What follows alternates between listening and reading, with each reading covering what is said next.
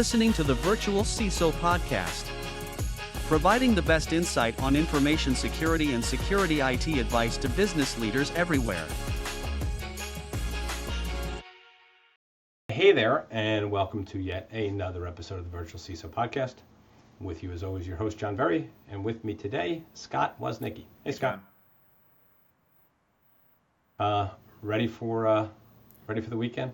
I don't know about you, but this has been a tough one for me. Yeah, this time of year, there's always a lot going on. Yeah, especially the holiday season. Although the people listening, this won't probably get posted for 4 to 6 weeks or something like that. So, but then they'll be like, "What do they mean this time of year?" All right. So I always like to start simple. Tell us a little bit about who you are and what is it that you do every day. So my name is Scott Woznicki. I am the National SOC Practice Leader at CBiz MHM. I've been at CBiz for about 3 years now. Prior to CBiz, I spent majority of my career, I'll say, for 3 of the big 5 firms, just in various compliance roles, internal audit, IT audit, obviously SOC, etc. So you guys did CBiz, that is, in being CBiz MHM, did a relatively large and to me, an interesting survey on SOC attestations. I think that not only is there some interesting data in there, I think there's some good insights for people that we can all learn from. So to set just a floor for the conversation, what is a SOC report, and what is the difference between a SOC 1 and a SOC 2? So a SOC report is, it stands for Systems and Organization Controls. It is a review of controls around third-party service providers. So getting into the specific differences between SOC 1 and SOC 2. SOC 1 is kind of the new standard or newer standard around the old SAS 70. Some people still refer to it as, but those are the SOC 1s look at controls around entities that are managing controls relevant to financial reporting. So kind of the most common example is an ADP who does payroll for thousands of companies around the globe. They don't want every company that utilizes them to have their auditors knocking on their door saying, "Hey, we need to test your payroll controls." So ADP says, "Well, time out, guys. We're going to hire one auditor, look at our controls holistically for managing payroll processes for all companies." And then what they do is they get their SOC 1 and they disseminate that out to all their customers. SOC 2 came about because when you started to have service providers that didn't just manage financial reporting controls, these newfangled concepts such as cloud computing came up.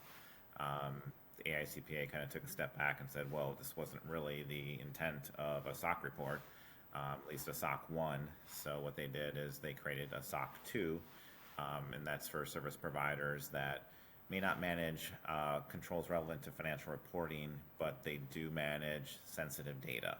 So again, kind of the most common example would be like an AWS. Companies that utilize AWS have a vested interest to say, Amazon, how do you protect our sensitive data? Gotcha. Now, for the purpose of this conversation, we'll probably talk a little bit more about SOC 2. And just to kind of make sure we're on the same page, we'll probably be talking mostly about SOC 2 Type 2 service audit report. So would you differentiate the difference between a SOC 2 Type 1 and a SOC 2 Type 2, please? So it gets confusing because you get SOC 2 Type 2, SOC 2 Type 1, SOC 1 Type 2, etc. Way too many types of reports. But the difference between a Type 1 and a Type 2, a Type 1 is less common because what it does is it provides an opinion only on the suitability of the design of controls. So most companies are more concerned about, are your controls in operation? Are they operating effectively over a period of time? That's a Type 2 report.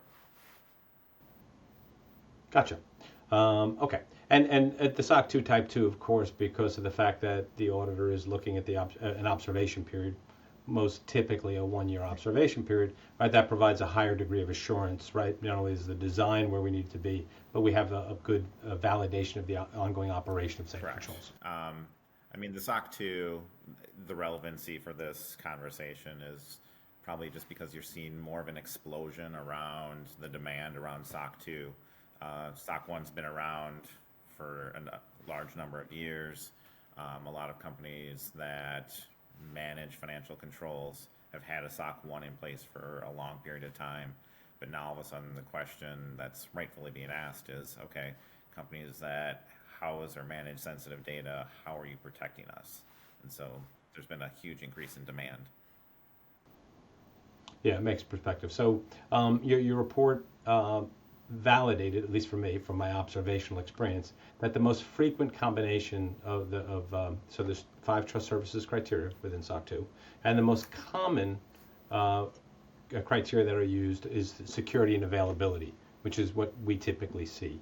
So from your perspective, when do you see and recommend the other 3 services criteria? Yeah. I mean, so just for those who aren't familiar, I mean, the other three categories are confidentiality, processing integrity, and privacy. I was actually kind of surprised that there weren't more instances of just security only. That's kind of the bare bones minimum, because oftentimes when clients or service providers get a request for SOC 2, it's not very specific in regards to what the requirement is. So I see a lot of companies actually that just kind of, if you're just asking for a generic SOC 2, they only do security. But that was only in like 15% of the SOC 2s that we looked at. I mean, the other ones, to your point, confidentiality and processing integrity were the next most common that we saw. Confidentiality at like 34%, processing integrity at 16%. Confidentiality, we usually recommend in instances if there is sensitive data. There's kind of a fine line in interpretation and understanding of confidentiality versus privacy. While people that kind of work in IT space kind of know the differences a bit more. I mean, confidentiality is any data that a company has deemed confidential. It could be individual information specific to a person, like PII, or it could be just anything like the kernel's secret recipe or something like that. So it can have a much more general definition versus privacy, which is personally identifiable information. The reason we see more confidentiality, though, than privacy is I think companies want to show that they have programs in place to manage that sensitive data, but it's an easier lift, if I'm honest. Yeah, much easier. Look at Privacy is you there. can look at privacy and the number of areas that you have to cover. It's almost equal to that of all the other 4 categories. So that's why you don't see a lot of it. Yeah, and effectively, if you're going, generally what we see is if you're going to do privacy, the other attributes go along for the ride. So just do them as well. So when I think you had something like 5% or something, or 4% were privacy, when you looked up the score, you knew that 5% of the next 2 up were also part of privacy, right? So realistically, that processing integrity almost never gets hit alone or without privacy. And I was surprised how confidentiality was. So that's interesting. So and you're right. I rarely see security alone. And you would think a lot of people, I think it's because, availability isn't really that much more of a lift if you're going to go through a formal process. And I think it provides a lot of value, ensuring the availability of data, especially in today's world where many of the threats that we face are around the availability of data. So I think that kind of explains that. Another thing was cool about the report, and we see the same thing in our work, is the variation on the control count. Was insanely wide. So talk a little bit about how wide that was, and then if you could also touch on why do you think we see that wide of a number of controls in the control matrix? Is it some people are just becoming insanely granular with their controls? Is it the complexity of certain systems and scopes? Is there something I'm not thinking of? I mean, the short answer, yes, all the above. Um, I mean, to get into more specifics, I mean, it is interesting because SOC 2 is a very prescriptive framework, right? You have the answers to the quiz. This is the controls that you need to have in place. And you just need to map out what you do internally to the framework. So you would think it would be much more condensed in regards to kind of the range of controls. One thing I see in practice is, for lack of a better term, some overkill, which was kind of prevalent within the study that we did, where you saw some instances of a very high number of security controls, for instance. It was like 340, 339 or something was the big. I don't even know if I can name that many controls. Yeah, I would have loved to have seen it just to see how they, like I couldn't think of 300. I mean, if you take like a really robust framework like, ISO, I mean, like, 114 in the old version, now we're down to 90. Like, where are you going with 339 controls? Yeah, I mean, one thing I see in regards to where companies are probably doing more than they need to is under each of the criteria, the AICPA provides examples of how you can achieve those criteria, and they call them points of focus. There's, for whatever reason, this misunderstanding amongst some firms that they feel that they need to hit every single one of those points of focus. And so all of a sudden you're testing way more than you need to do because you probably only need a fraction of those to actually achieve the criteria. So what would you say? I would assume that you would say there was a danger to having too many controls. I mean, the danger is that you're overextending your internal staff on having to do a lot of extra audit-focused efforts, and you're probably overpaying for your report because if you think about what's the cost driver on a SOC report, it's how many controls do you have? Right, and then then also, with every control, especially if they get either a little bit arcane and confusing, or there's more of a chance that you're going to miss something, and that you've got a higher likelihood of having an exception noted, which is, one of the things that we ideally don't have in our SOC 2 reports, right? It denigrates the opinion of somebody reviewing that report a bit about the maturity of your thing. And then on the lower end, I think the number was like 39 or something of that nature. It was also really low. What was going on there, and do you see the same challenges in having too few controls? Yeah, I mean, when there's, I forget how many, 33, 36 different criteria for security, and you only have that many controls, I mean, you're averaging about one control per criteria. And the risk that you run there is that if that one control fails, the criteria is going to fail. And when you provide an opinion in a SOC report, you're basically specifying if the individual criteria were achieved. So you run a high risk factor there. Gotcha. So, and just generally, if you were talking about security and availability, right, which was I think 70% of the reports, do you kind of see a sweet spot? If somebody you're having a beer with someone who was implementing a SOC 2 environment and said, how many controls should I have in my control matrix, security and availability? Would that number be 50, 70, 100, 200? I mean, a sweet spot for security is probably 50 to 60. And then for availability, you're probably talking about half a dozen controls. Okay. Yeah, so there was definitely some serious overkill in some cases. So another thing, which is I think a very confusing component of SOC 2s for people that don't do this for a living, is the concept of a subservice provider.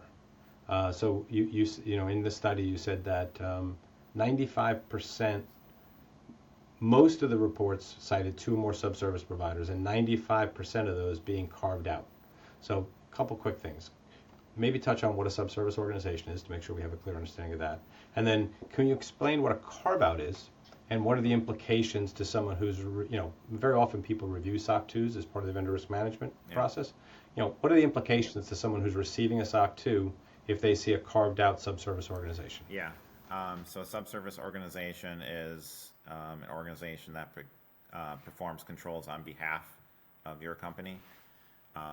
So again, if you are managing or have created a SaaS platform system that offers some sort of service, often you are utilizing some sort of cloud hosting company, like an Azure, AWS, etc. So in those cases, AWS and or Azure would be a subservice provider.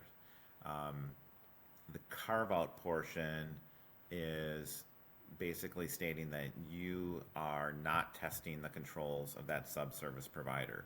So they are managing some element of your control environment on your behalf, but you are carving out from this SOC report that portion of the audit.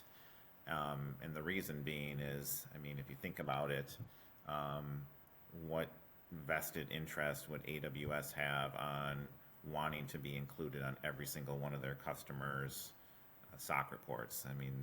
That would be just insane to be able to do. If you could convince them to do that, that would be kind of like being able to sell hair products to Patrick Stewart or something. The only time that with the number of companies that utilize subservice providers, majority are going to utilize the carve-out methodology. The only time that we ever see usually the inclusive model is when, if you think about if you have like a parent-child relationship where it's really kind of the same organization and the parent or company probably has some entity-level controls that they manage on behalf of the subsidiary. Those are the sorts of instances where everyone's going to have a vested interest to kind of play nice and participate within the scope of the audit. Gotcha.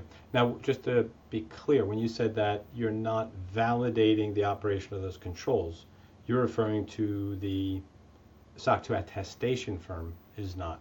Does the client under a SOC 2 have a requirement to validate that those controls are running effectively, if they're reliant on them for the security of the system?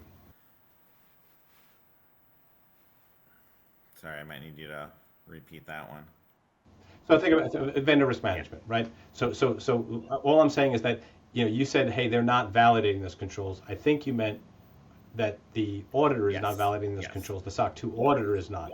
So does the SOC 2 auditor, though, look to validate that the entity being audited, receiving the SOC 2 certification, has some mechanism to validate that that third party, the carved out organization, has implemented those controls and is operating them effectively? Yes, absolutely. That is actually part of the SOC 2 framework around vendor risk management. How do you obtain assurance around any third-party service providers? Are you reviewing their SOC reports, etc.? It's just the fact that the opinion itself, like you said, from the service auditor's perspective, they were not independently also auditing that carve-out entity. Right. The reason I specifically brought that up is I have actually had clients tell me, "Oh no, we don't need to do that. They're going to be a carve out," and I'm like, "No, that's not. That's not exactly how carve out works." Or I always love the one about, "No, we only use reputable firms. It's okay. We don't need to review it." Yeah, exactly. And I yeah. And listen, and I do feel bad for people, right? Because there's Microsoft or AWS are not going to answer your security questionnaires, But, the best we can do is we can go to their pages that they post, and we can download the most recent copies of all the third-party attestations. And when you walk in the door and you say, okay, you're hosting, how do we know the host is secure? Hey, this is the best I can do. And you're going to look at that and go, yep, that's pretty good. I can accept that. Okay. Let's see what else we got here. The other thing, this one really shocked me. Only 8% of the organization surveys used internal audits as part of their SOC 2 testing approach.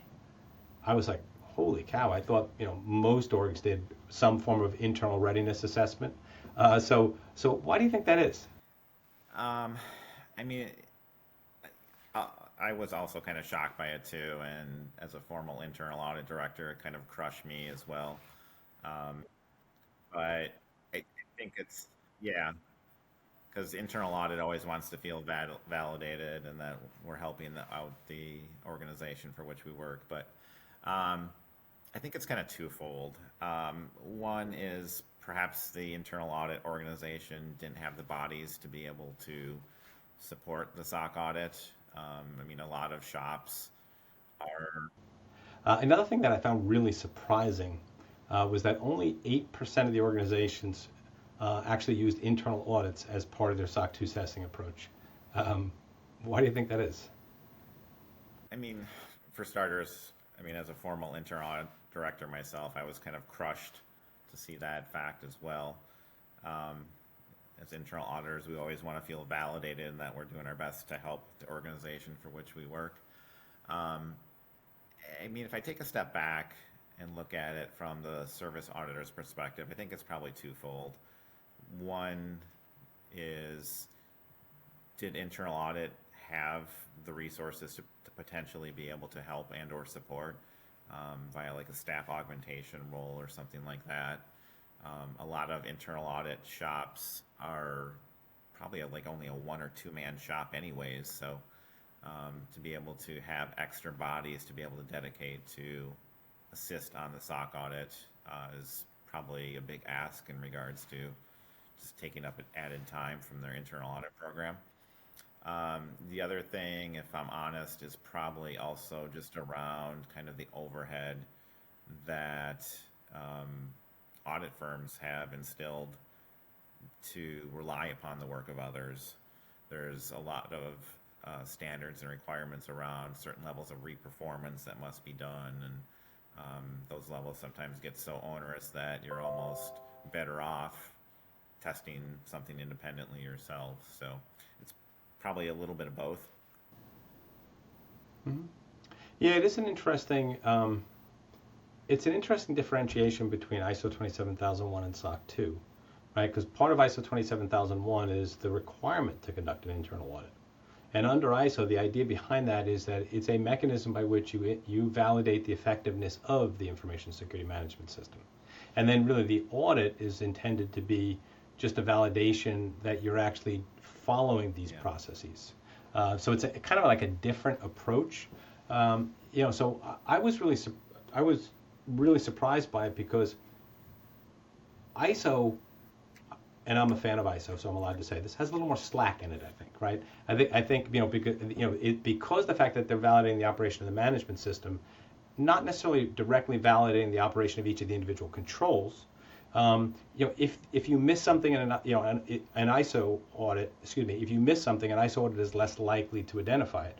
Where because in a SOC 2 audit, we are so extensively testing the controls, if you miss something, it's going to be identified.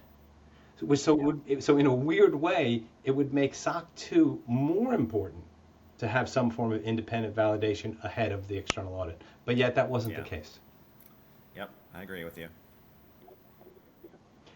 So I was about to say I'm also surprised about the number of exceptions noted, but maybe I shouldn't be in light of the fact that what we just went through. If they're not doing readiness assessments or internal audits, whatever you want to refer to them as, maybe it isn't that surprising that you guys noted that the average SOC 2 report had 2.7 exceptions. My guess would be that the median would be lower. And the reason that I guess that, I'd be curious if you guys looked at that, is because we do a lot of third-party risk management where we'll operate third-party risk management programs on people's behalf. We review a lot of SOC 2 reports. And I would say it's unusual for us to see a report with more than 2 exceptions. So my suspicion is that that there's some reports, and I think you might have even had data that supported this, where there are some reports that have a lot of exceptions, and they might drag that average up. Is that fair? Yeah. I mean, there were instances of 11 plus exceptions, and that probably did drive up that average. I mean, I kind of facetiously look at it when I see reports on a consistent basis that always have no exceptions noted. Then I'm kind of skeptically saying, all right, well, how deep are you looking? Because I would expect some exceptions periodically. I mean, it's human nature. We're going to err. So it's people fret when they have an exception, but it's just kind of acknowledgement again that there's this human element to controls, and I mean, it's not necessarily a bad thing to eventually just kind of be able to take a step back and say, oh, okay, we have opportunity here. Yeah, I would say that I agree with you, by the way, and you know, I'm a fan, like we're ISO certified as a company, and I want every non-conformity that you can find, and I will give them to you if I can find them, right? Because I act as our CISO or for CBIZ pivot point security, not CBIZ. And you know, because look, if we're going to spend $30,000 or something of that nature, I want to get some value out of it, right? Plus, I'd rather find out this way than find out because you know, I get notification from you know, some third-party hacker that they're in our systems and they want money. So I agree with you. I think people should be more open to them. I think one of the challenges that you have specifically with SOC 2 is that because it's such a good third-party attestation, right? People use it to prove to their clients that they're secure. And I think that most clients, when they receive a SOC 2 Type 2 service orders report, you know, and you start to get to 3 or 4 exceptions, it starts to actually make you a little bit nervous, right? So I think that's kind of one of the inherent challenges that we have here, is that we want them to be open and accepting of these, but we know that if they're handing this report off and they have too many, it might actually negatively impact their client's perception. Yeah, absolutely. I mean, service providers have the opportunity in Section 5 to provide responses to any exceptions that were noted. That being said, I mean, you do have to kind of take a step back at a certain point, and if you start to see a more pervasive pattern of control exceptions, kind of ask, okay, what is the oversight that's ongoing here? Is it sufficient? You know, I'm embarrassed to cite that I did not realize that Section 5 you could do that, and I don't recall seeing it very often. I don't recall review too many reports these days, but I don't think I've noted that section used very often. How often will people, in your experience, use Section 5 to explain something, or if there's just one or two, do they not take the time?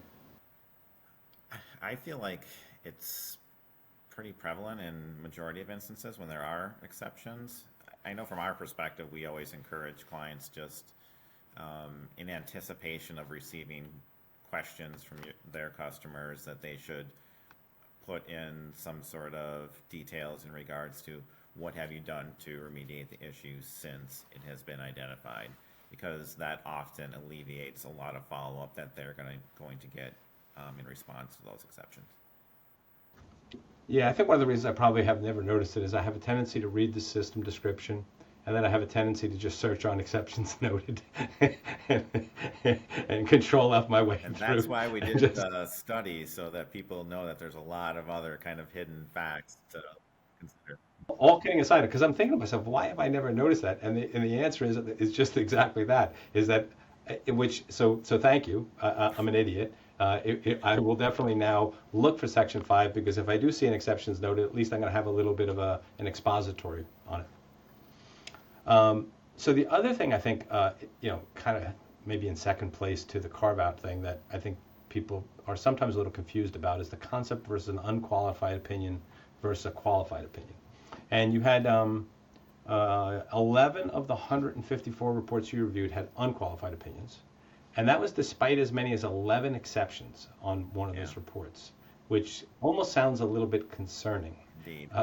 Can you talk about qualified versus unqualified and your thoughts on that particular issue that I raised? Yeah, I mean, in layman's terms, unqualified is the good one, qualified is the bad one.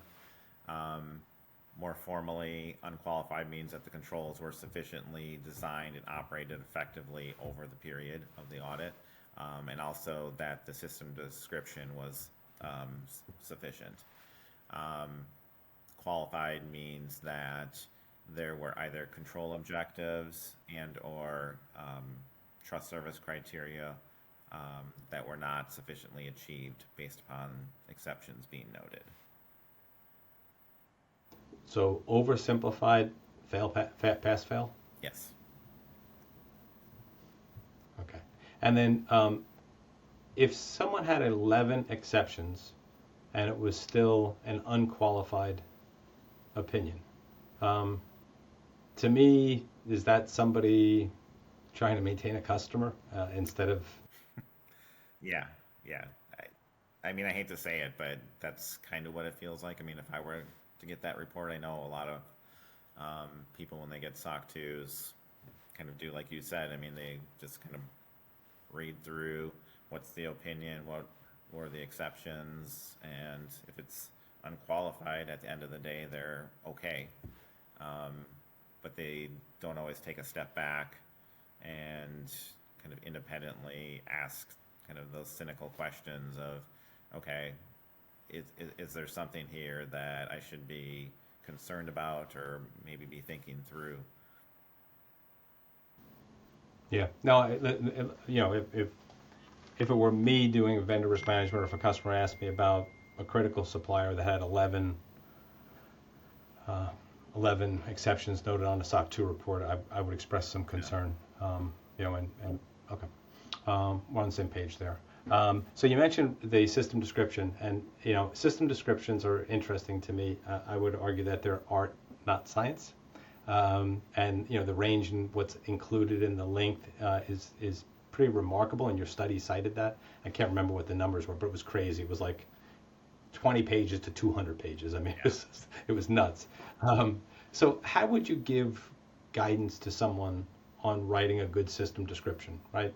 Obviously we want it to be just as long as it needs to be and include just what it needs to include. How would you go about guiding somebody? Yeah. I mean, you kind of stole my thunder there. I mean, I think it needs to be succinct but informative.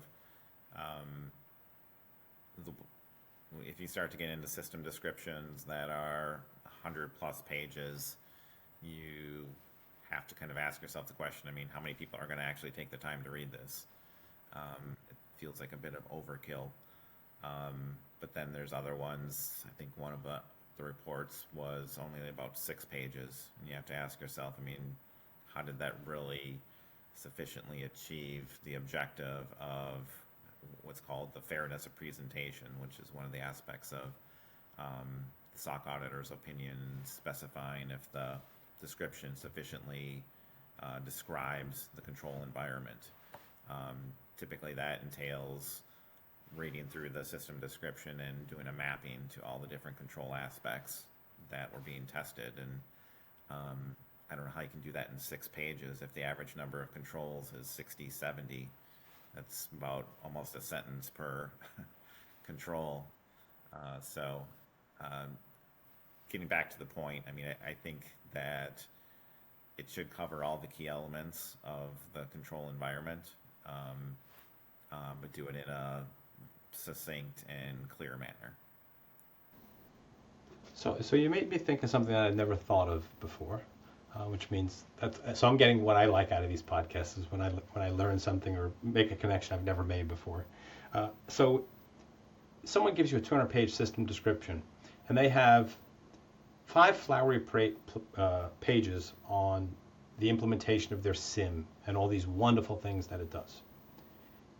Does the auditor conducting the audit on behalf of the CPA firm have any obligation to validate that system description and every statement made in there is accurate, right? So do you have to literally go through that and then look at the control matrix? And if somebody said that they use artificial intelligently enabled counter threat intelligence so-and-so, do you actually have to have an obligation to look for a control of that nature to validate that statement is acceptable in the system description? You're supposed to.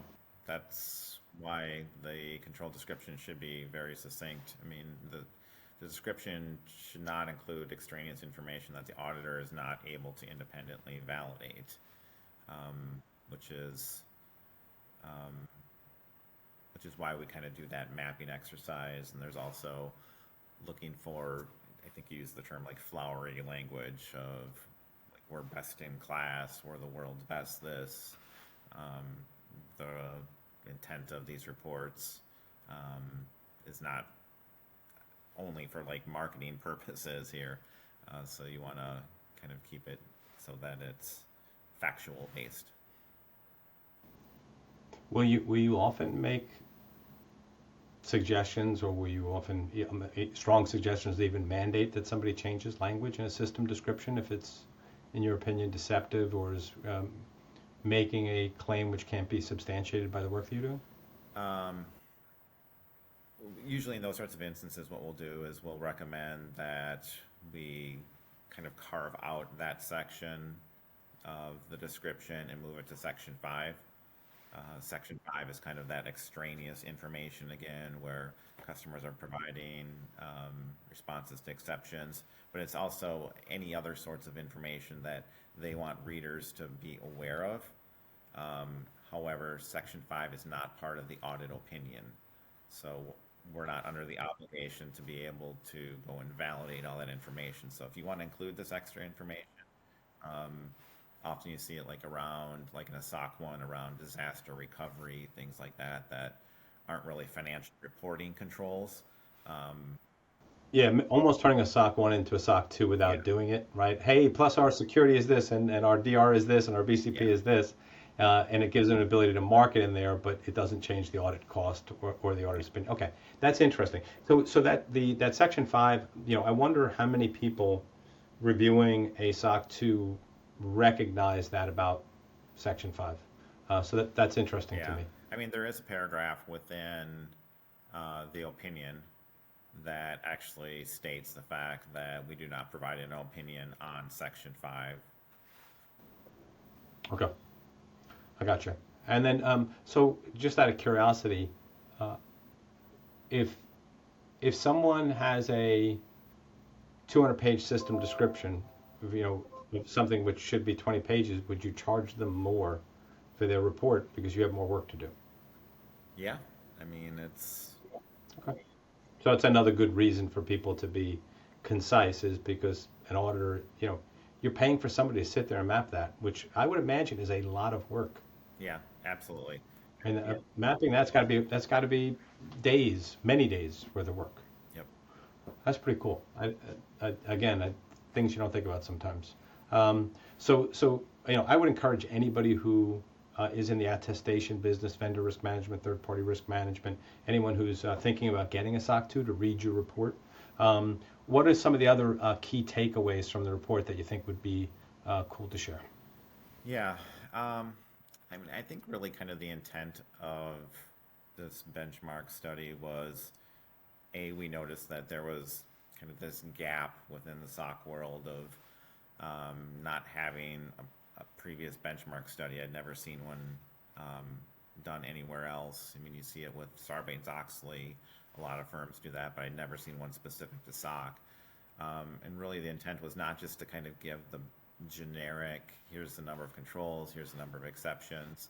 It's to also point people in the direction of other potential like red factors that they should be looking at.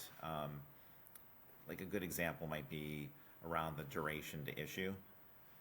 That was one that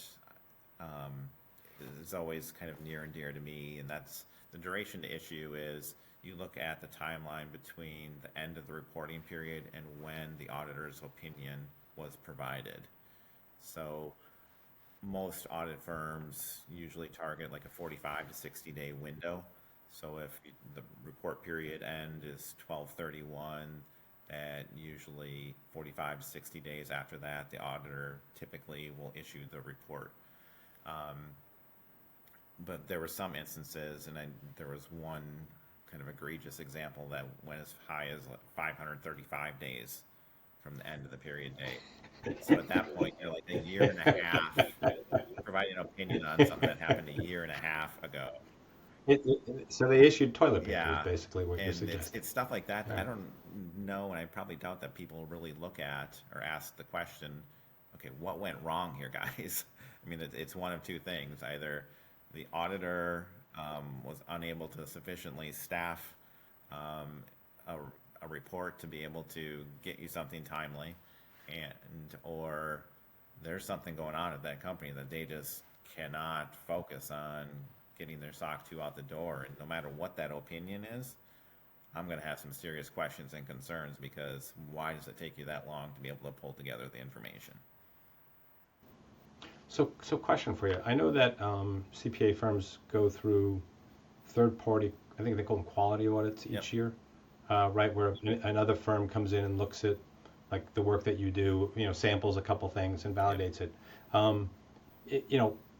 When they come in to do that, would it just be dumb luck that they do or don't grab that particular report, or the unqualified opinion with 11 nonconformities? Again, because ideally we would love somebody to be holding these CPA firms.